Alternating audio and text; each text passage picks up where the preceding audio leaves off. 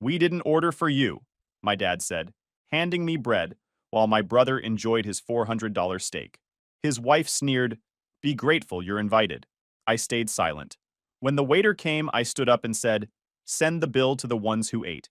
"Hey Reddit, I'm Damien, 35 male, and for the last 17 years, I've been my family's personal checking account." Yup, you heard that right, 17 freaking years. Grab your popcorn. This is gonna be long and chaotic. I work in pharmaceutical sales, territory manager for the Midwest region. The job pays embarrassingly well. Base salary around $95,000, plus commission and bonuses that can add another $40,000 to $50,000 in a good year.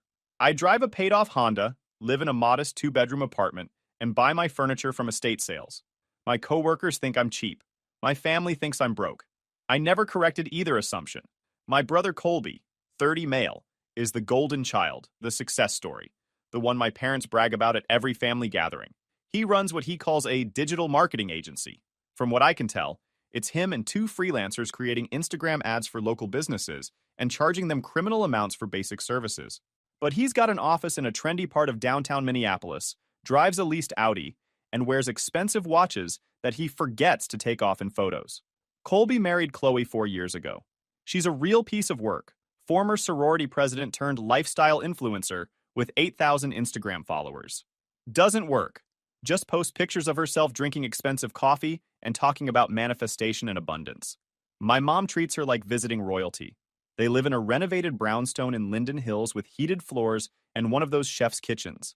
Their mortgage is over $3,200 a month. I know because I've covered it twice when Colby's business had cash flow issues. I was 11 when I figured out how things worked. Colby was 6, and my parents threw him this massive birthday party at a trampoline park, rented the whole place, hired a guy to dress up as Spider-Man, and had a custom cake. I asked my mom if I could bring my best friend Matt. She got this look on her face. Annoyed, like I'd asked for something unreasonable. She said, "Damien, today isn't about you. Don't be selfish." I stayed home. My dad handed me $15 and told me to order pizza. I remember sitting on the floor of our living room, eating alone, hearing my mom's voicemail fill up with messages from relatives telling her what an amazing party it was. Nobody mentioned I wasn't there. Nobody asked why. That became the blueprint. My college fund evaporated the year Colby wanted to go to a private high school with a lacrosse team. My graduation party got canceled because Colby had a playoff game. When I saved up and bought my first car, a used Civic I paid after working overnight shifts at a distribution warehouse, my dad actually got angry. Said I made him look bad. Said people would think he couldn't provide for his family. 3 months later, he bought Colby a used Jeep and told everyone he'd been saving for years to surprise him. I learned my role early. I wasn't the son you celebrated. When my parents needed $6,500 for emergency roof repairs, I sent a check. When Colby's wedding venue required a $12,000 deposit and he was short, I covered it. When Chloe's car got totaled and their insurance didn't cover the gap, I wired $2,800. When my dad's medical bills from a minor surgery piled up, I paid them $4,200. Nobody thanked me. Nobody asked how I managed it. My dad would take credit, shaking hands at church and accepting compliments about being such a provider. Colby would post pictures of his life on social media, talking about hard work and blessings. Chloe would tag my mom in photos of expensive brunches, thanking her for being so generous. I became a ghost. My friend Evan would tell me I was getting used. We'd grab lunch every couple weeks, and I'd casually mention helping my family with something. He'd shake his head, call me a doormat, tell me they'd never stop taking as long as I kept giving. I'd change the subject, because part of me believed that if I just gave enough, eventually they'd see me. Eventually I'd matter. 17 years. That's how long I believed that lie. 4 months ago, my mom called. It was a Thursday afternoon, and I was wrapping up a meeting with a hospital administrator when my phone buzzed. She was using her cheerful voice. She said my dad wanted to take the whole family to dinner Saturday night. Said it was important. Said Colby and Chloe had exciting news to share. I already knew what that meant. I thought about saying no, but I knew what would happen. My mom would send paragraph-long texts about family being important. My dad would leave a voicemail calling me ungrateful. Colby would post something about how hard it is when people don't support your success. It was easier to just go. I said yes. Mom told me the details. Saturday, 7:30 p.m., someplace called Monarch Prime. I'd never heard of it. After we hung up, I looked it up. It was one of those steakhouses where businessmen take clients to close deals. Reservation only. Dress code strictly enforced. The menu wasn't even online, but the reviews mentioned entrees starting at $65 and steaks going north of $200. I knew exactly how this would play out. My dad would sit at the head of the table ordering the most expensive items, making toasts, playing the generous patriarch.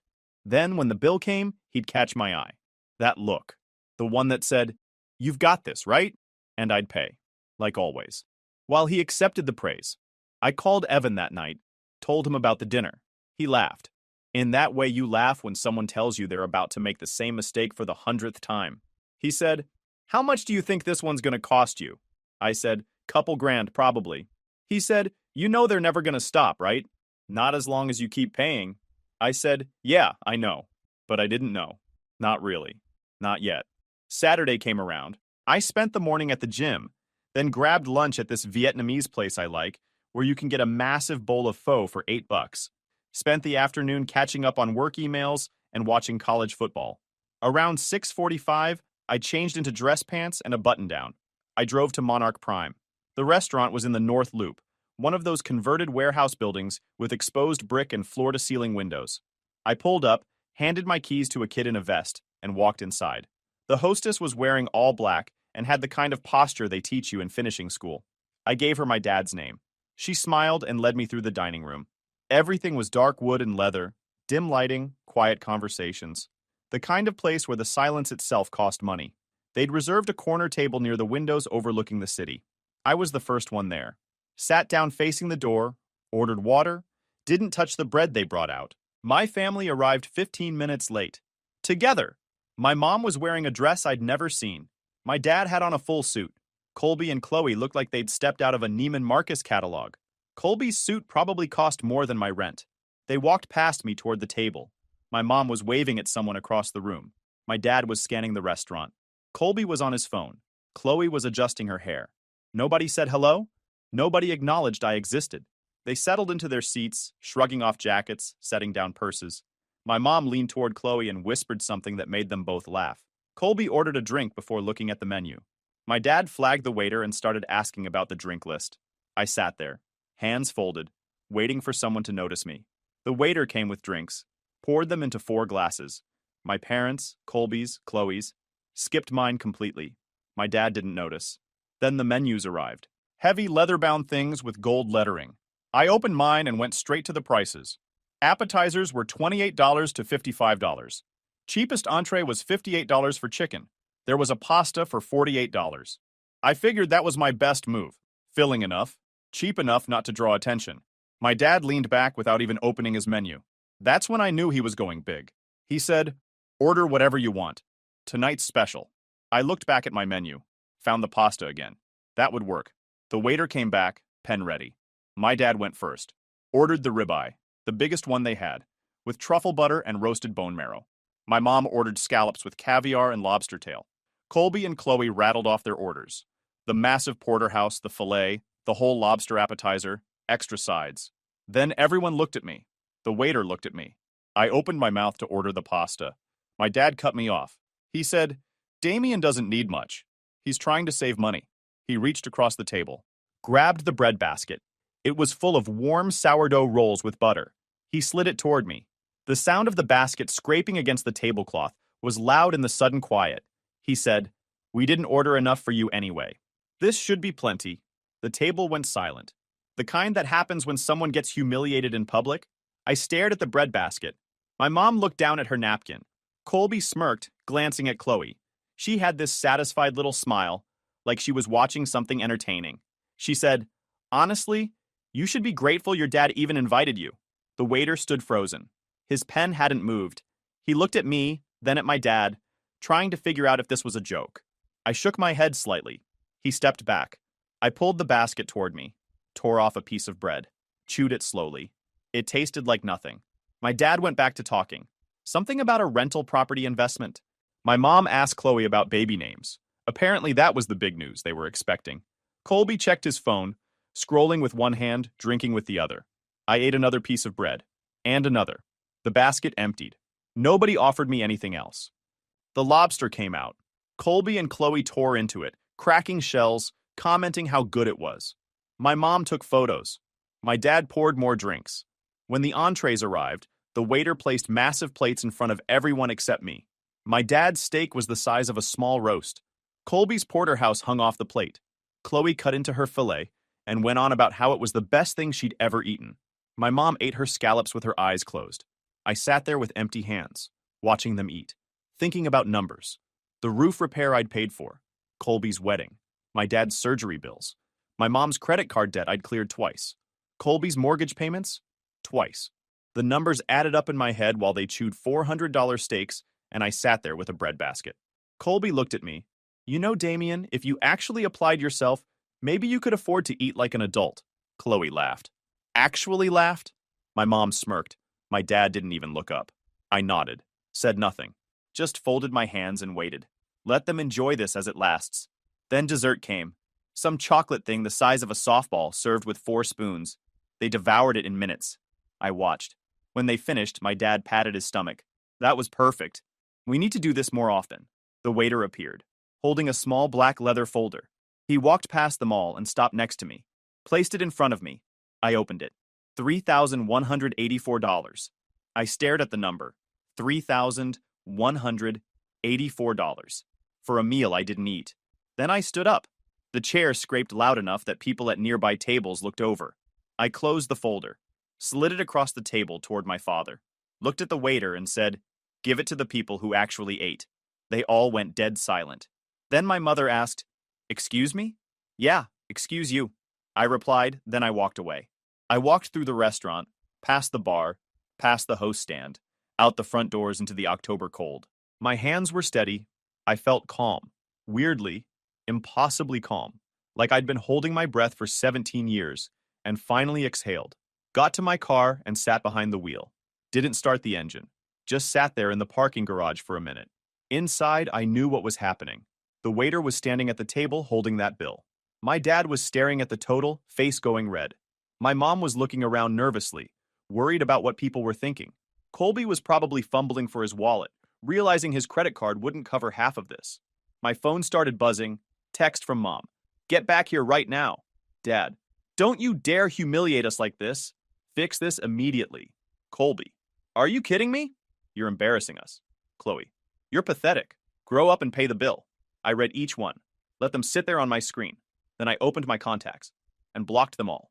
Each one of them. Click, click, click.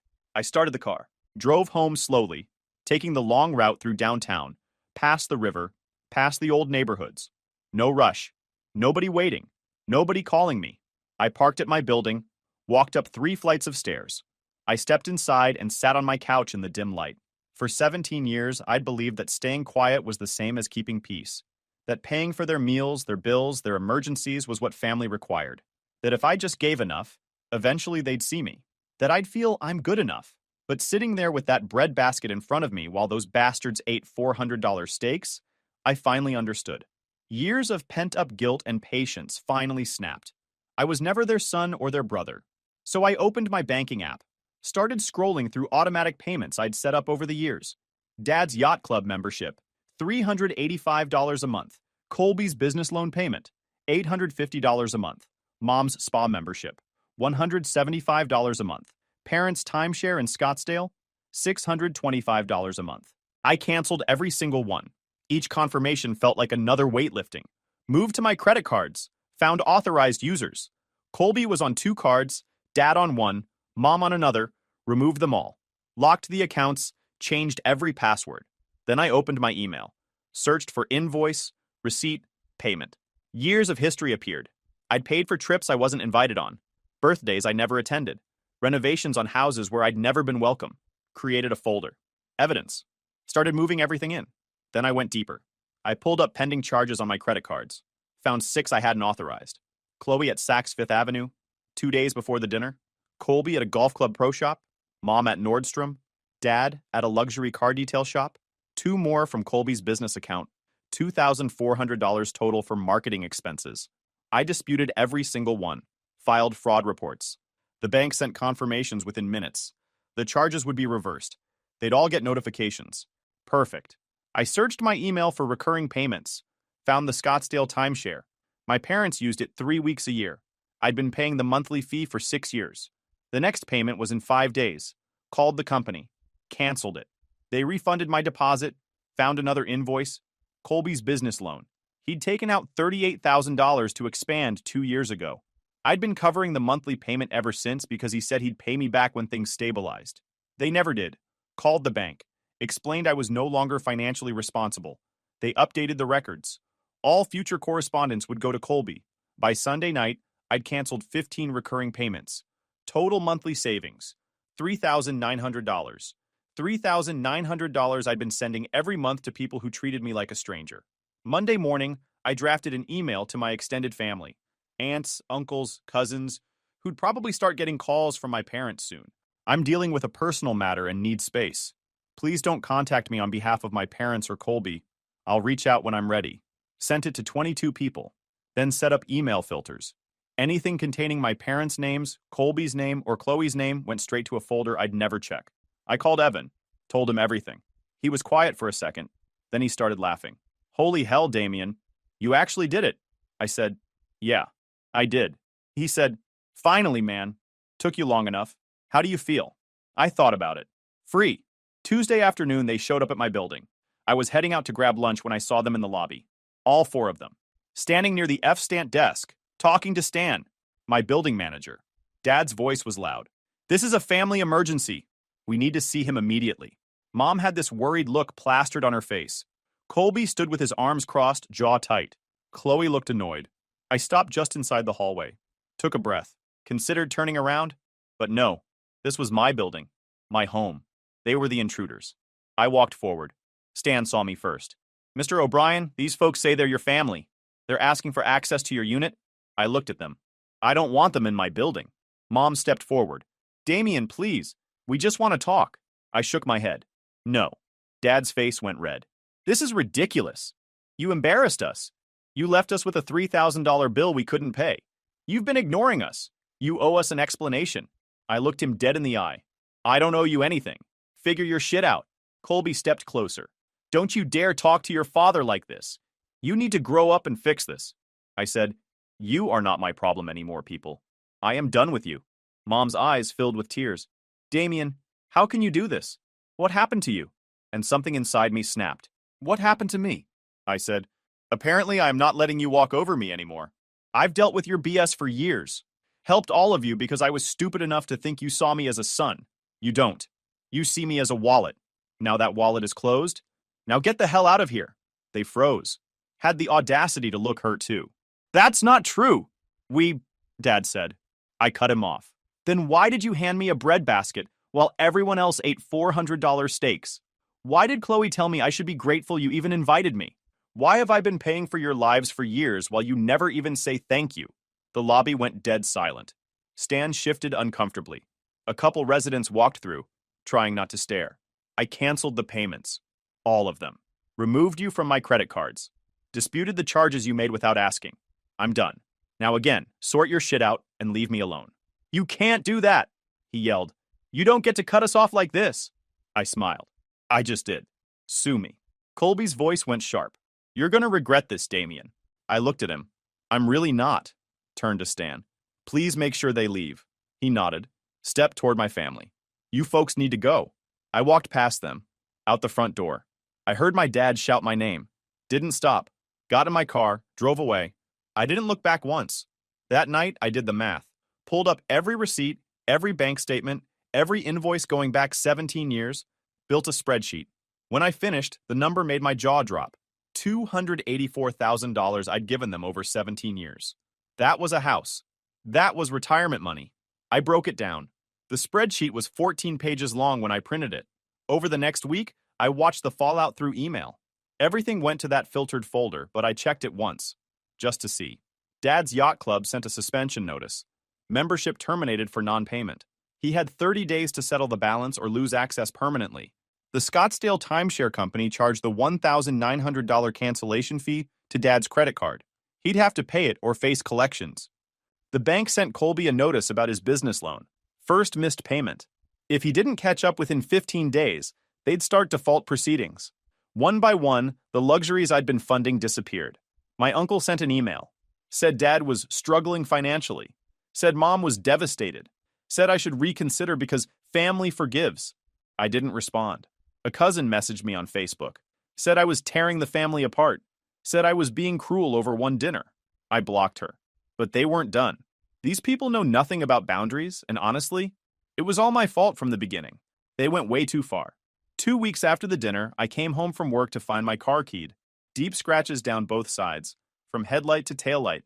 The word JERK carved into the driver's side door. I stood there in the parking garage, took photos from every angle, filed a police report. The cop who showed up said, unless I had camera footage or witnesses, they probably couldn't do much. I knew who did it. Couldn't prove it, but I knew. 3 days later, someone slashed 2 of my tires. I installed a dash cam that night. Front and rear facing, motion activated.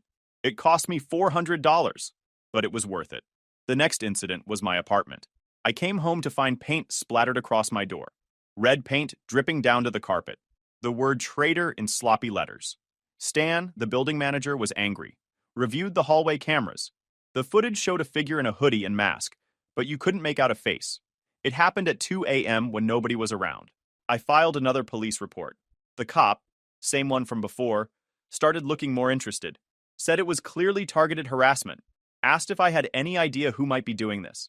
I told him about my family, about the dinner, about cutting them off. He took notes. Said I should consider documenting everything and maybe looking into a restraining order if it continued. And it did. Someone called my office pretending to be a client, made a formal complaint about me. Complete fabrication. Said I'd mishandled their account, lost them money. My boss called me in, concerned. I explained the situation, showed him the police reports, the pattern of harassment. He believed me, but I could tell he was worried. Then they went after my reputation. Someone created a fake Facebook profile using my name and photo. Started posting bizarre rants about how I'd abandoned my sick mother, stole from my brother's business, and refused to help my family in their time of need.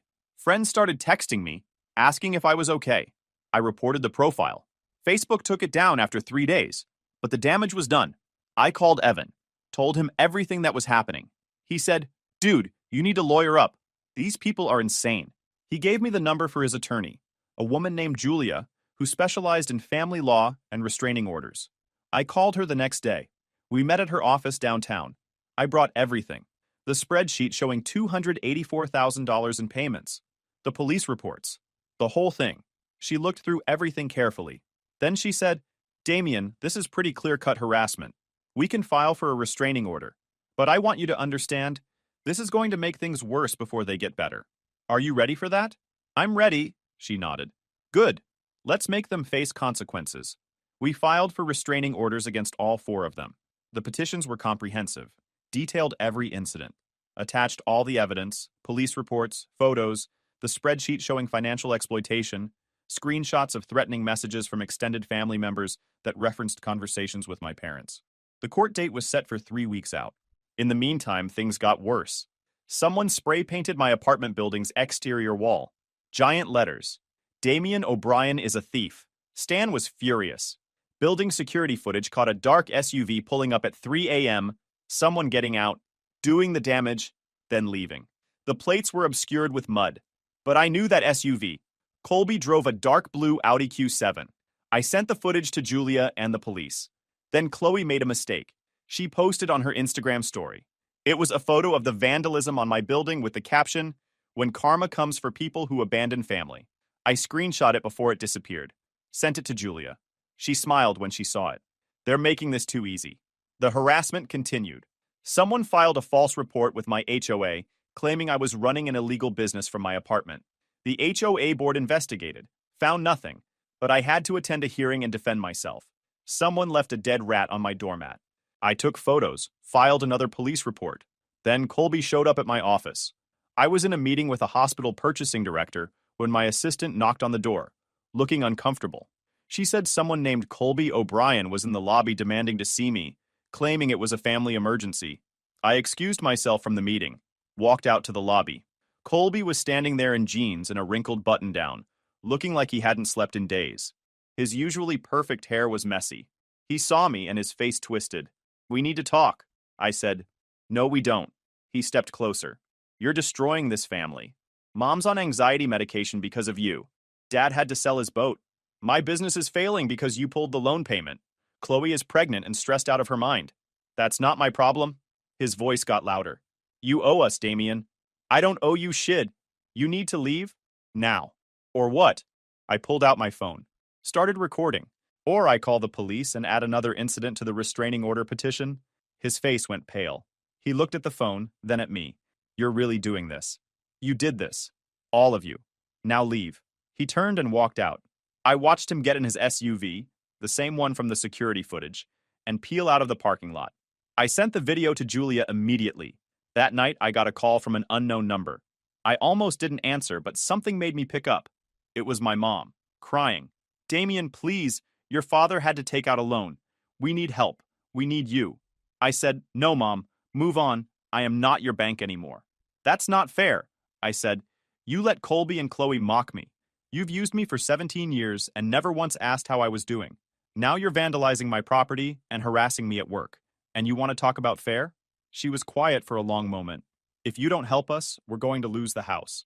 Then you'll lose the house. How can you be so cruel? I learned from the best, I said. Then I hung up and blocked the number. The court date arrived, and it was beautiful. The courthouse was cold and impersonal. Julia met me in the hallway outside the courtroom. She was carrying 2 briefcases full of evidence. She said, they're here, all 4 of them. They've got a lawyer too, guy named Preston Ward. He's going to try to paint you as vindictive and financially controlling. But don't worry, we're going to bury him. We walked into the courtroom. My family was sitting on the other side with their attorney, middle-aged guy in an expensive suit, looking confident. The judge was a woman in her 60s. She had a reputation for not tolerating nonsense. The hearing started. Preston Ward went first, trying to paint me as this controlling son who'd financially manipulated my family for years, then suddenly cut them off without warning. He claimed the vandalism was unproven, that the fake Facebook profile could have been created by anyone, and that my family just wanted to reconcile. Then Julia stood up and destroyed them. She walked the judge through the entire spreadsheet, $284,000 in payments over 17 years. Showed documentation of the dinner at Monarch Prime, where I'd been handed a breadbasket while they ordered over $3,000 worth of food. Showed the immediate harassment that started the moment I cut them off financially. The keyed car, the slashed tires, the vandalism, the fake social media, the dead rat, Colby showing up at my workplace. She presented the security footage showing Colby's SUV at my building the night someone spray-painted the exterior. Showed Chloe's Instagram story celebrating the vandalism with that smug caption about karma. Then came the financial records. Every unauthorized credit card charge, every canceled payment, every disputed transaction. Preston Ward tried objecting, claiming financial history wasn't relevant to a harassment case. The judge shut him down immediately and told him she'd decide what was relevant. Julia kept going. Proved Colby had filed false complaints. The HOA report, the fake client complaint at my work, showed how the harassment had escalated over 5 weeks in a clear pattern of retaliation. Then she played the video of Colby at my office, getting in my face, threatening me. When she finished, the judge sat there for a moment, looking at my family with this expression of complete disgust. My dad couldn't keep his mouth shut. Preston Ward tried to stop him, but Dad stood up and launched into this whole speech about how he'd raised me, given me everything, and now I was abandoning the family over one dinner, one mistake. He actually said that. The judge let him talk for about 30 seconds before cutting him off. Asked him point blank if he'd handed me a breadbasket while everyone else ate expensive steaks. He stammered and tried to call it a misunderstanding. She asked if I'd paid for the dinner. He admitted I hadn't, that they'd had to cover it themselves after I left. Then she pulled out the financial documentation showing the $284,000 I'd paid over the years and asked if that was accurate. Dad's face went red. Started backpedaling, saying I'd offered to help and they'd never forced me to pay for anything. She flipped through the evidence one more time, then looked up. Her voice was ice cold when she announced she was granting the restraining order. All 4 of them were prohibited from contacting me directly or indirectly. They couldn't come within 500 feet of my home, my workplace, or my vehicle. The order would stay in effect for 2 years. My mom started crying. Dad looked like he'd been slapped. Colby's face twisted with rage. Chloe stared at the floor. And here's the better part. The judge added that she was ordering them to pay restitution for property damage. Said we'd submit an itemized list and the court would review it to determine the final amount. The hearing was over. Julia turned to me, smiling. That went well. I nodded. Honestly, I just felt tired. We walked out of the courtroom. My family was in the hallway, huddled with Preston Ward. My dad saw me, started to say something. Julia stepped between us. Don't. You're under a court order now. Walk away. They walked away. Julia and I stood there for a moment. She asked, Are you okay? I'm great, I replied. She nodded. Now comes the fun part. We make them pay for what they did. The restitution hearing was set for 6 weeks later. In the meantime, Julia hired a forensic accountant to go through everything. Every vandalism incident, every property damage claim, every provable expense related to their harassment. The accountant was a guy named Tom Rogers. Looked like someone's dad, but had the predatory instincts of a shark. He went through my records like he was investigating financial fraud. He calculated car repair for keying and tire slashing, building exterior cleaning and repainting, door replacement and hallway carpet cleaning, dash cam installation, security system upgrade for my apartment, lost wages from missing work for police reports and court appearances, legal fees, emotional distress. He said we could argue this. Total, $20,750. But Tom said we should go bigger. He said we could include the fraudulent credit card charges they'd made before I cut them off, the ones I'd disputed. That added another $5,690. And he said we could argue for punitive damages based on the pattern of harassment. Julia agreed. We submitted a claim for $32,000. My family's lawyer tried to fight it, claimed the amounts were inflated, claimed emotional distress wasn't quantifiable, and that I was trying to financially ruin them. The hearing was in front of the same judge. Tom testified first, walked the judge through every single expense, line by line, showed receipts for everything, showed police reports that matched up with the dates. Everything. Preston Ward tried poking holes during cross-examination. Tom didn't budge. Had documentation for everything. Then Julia called me to the stand. I walked through the whole story. 17 years of being the family ATM, the dinner, the harassment that followed when I finally said no.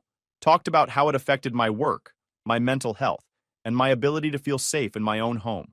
Then Colby took the stand. Preston had advised against it. You could see it on his face, but Colby insisted.